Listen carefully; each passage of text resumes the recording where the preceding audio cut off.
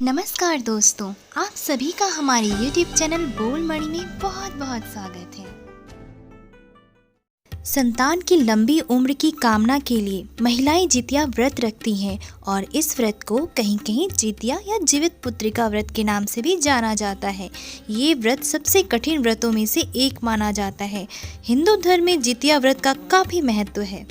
मान्यता के अनुसार जो भी महिला इस व्रत को रखती है उसे जीवन में कभी भी संतान का वियोग नहीं होता। जितिया व्रत के पूजन विधि में नहाय खाए, निर्जला व्रत और पारण शामिल होता है और तीनों ही दिन का खास महत्व होता है। अश्विन मास के कृष्ण पक्ष की सप्तमी तिथि से यह व्रत शुरू हो जाता है और नवमी तक मनाया जाता है।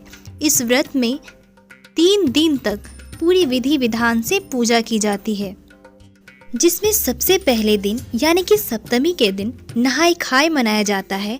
उसके दूसरे दिन यानी अष्टमी को निर्जला व्रत रखा जाता है और सबसे आखिरी दिन यानी कि नवमी को माताएं जितिया व्रत का पारण करती हैं। ऐसा कहा जाता है कि जिस दिन उपवास होता है उस दिन जो महिला जितिया के व्रत कथा को सुनती है उसे जीवन में कभी भी संतान का वियोग नहीं सहना पड़ता है।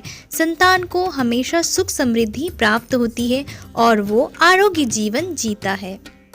इस वर्ष 2020 में जितिया व्रत 9 सितंबर से लेकर 11 सितंबर तक मनाया जाएगा। 9 सितंबर को जितिया व्रत का नहाय खाए होगा, 10 सितंबर को निर्जला व्रत रखा जाएगा और 11 सितंबर को सभी महिलाएं जितिया का पारण करेंगी। जितिया व्रत की शुरुआत छठ की तरह ही नहाय खाए से होती है।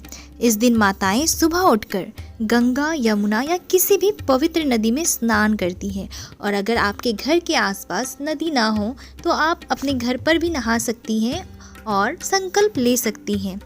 पूजा के दौरान महिलाएं व्रत का संकल्प लेती हैं और नहाय खाए के दिन महिलाएं सिर्फ एक ही बार भोजन करती हैं। जितिया व्रत के पहले दिन की रात घर की छत पर चारों दिशाओं में कुछ भोजन रखा जाता है। मान्यता है कि यह भोजन चील और शेयार के लिए रखा जाता है। जीवित पुत्रिका व्रत या जितिया व्रत के दूसरे दिन निर्जला व्रत रखा जाता है और इस दिन महिलाएं बिना जल के रहती हैं और अगले दिन यानी कि पारण तक कुछ भी नहीं खाती हैं। निर्जला व्रत में अन्न जल कुछ भी ग्रहण नहीं किया जाता है। जितिया व्रत के तीसरे यानी कि आखिरी दिन पारण किया जाता है। यूपी, बिहार, झारखंड समेत अन्य राज्यों में पारण की अलग अलग विधि होती है और व्रत का पारण प्रातः काल किया जाता है एवं पारण के बाद आप किसी भी तरह का भोजन ग्रहण कर सकते हैं। दोस्तों, ये थी जितिया व्रत कथा की संपूर्ण जानकारी। आपको मैं सभी पूजन की जो विधि है उसकी डिटेल में जानकारी अगले वीडियो में दे दूंगी। अगर वीडियो अच्छा लगा हो तो प्लीज़ लाइक कर ले और चैनल पर नए हो तो सब्सक्राइब कर ले।